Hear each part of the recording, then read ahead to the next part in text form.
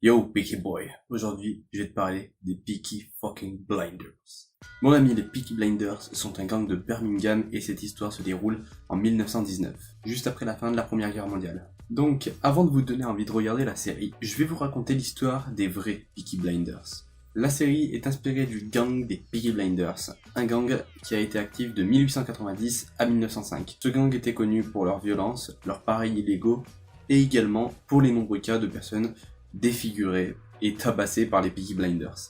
Et si ce gang a cessé ses activités en 1905, c'est parce qu'ils se sont tous fait tuer. Par qui me diras-tu? Par un gang ennemi, évidemment. Et pourquoi? Parce qu'ils ont voulu faire les boss et qu'ils ne faisaient pas le poids. En gros, c'est ça.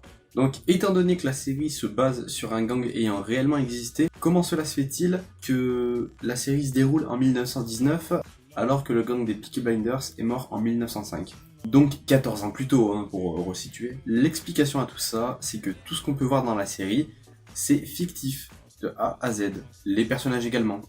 Donc la série s'inspire et prend le nom du gang des Peaky Blinders, mais invente sa propre histoire. Maintenant que vous savez qui ils sont, passons à la série. Donc Tommy ou Thomas, comme vous voulez, qui est le personnage principal de la série, est temporairement parti pour le front entre 1914 et 1918. Puis quand il est revenu de la guerre, il a repris les affaires familiales avec ses deux frères Arthur et John. D'ailleurs, ce qui est original, c'est que Tommy, qui est le chef des Peaky Blinders, n'est pas le frère aîné. Le frère aîné, c'est Arthur. On peut peut-être expliquer ça par le fait que Tommy soit plus intelligent.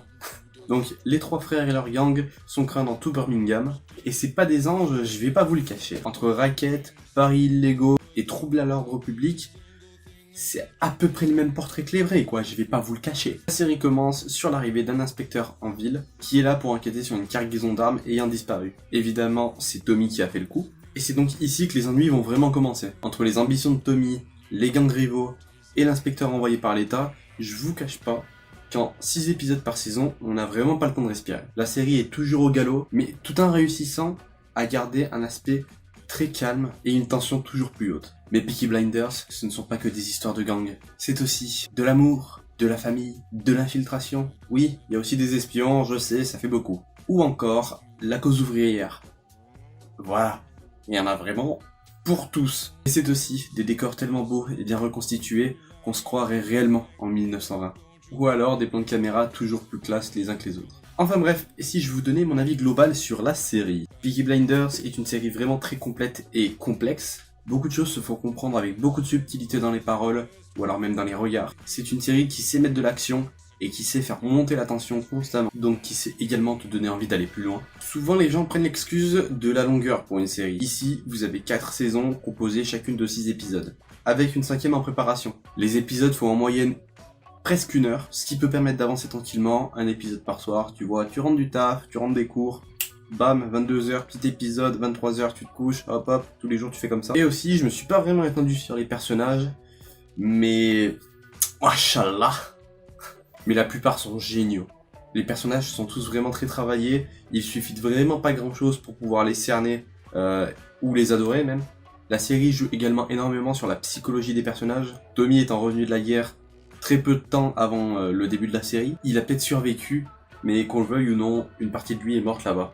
Parce que ça fait peur, mine de rien, la guerre, hein. Bah oui.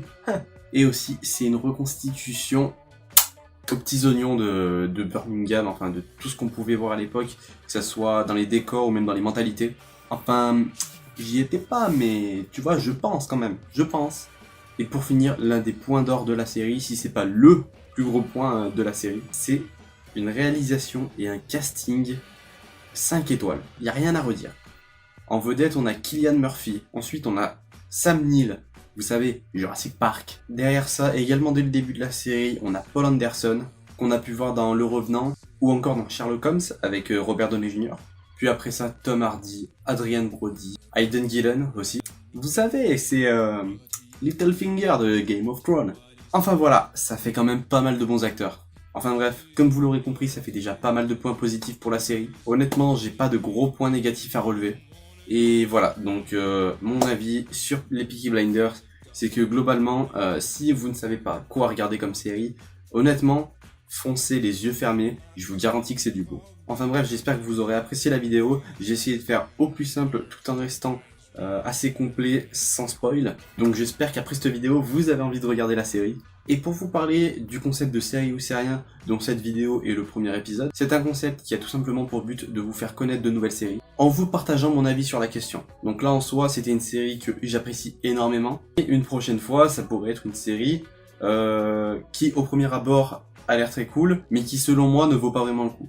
Évidemment, tout ça reste mon avis, vous avez le droit d'être en désaccord avec mes propos, et dans ce cas-là, je vous invite à ne pas m'insulter, et juste à me laisser votre avis en commentaire. Pourquoi ci, pourquoi ça, pourquoi votre avis diffère du mien, pourquoi à tel moment j'ai pu dire une connerie, enfin voilà. Enfin bref, si t'apprécies le concept, je t'invite à mettre un gros like. Si tu veux un deuxième épisode, n'hésite pas à me dire en commentaire déjà ton avis, et ensuite quelle série t'aimerais que je traite. En attendant,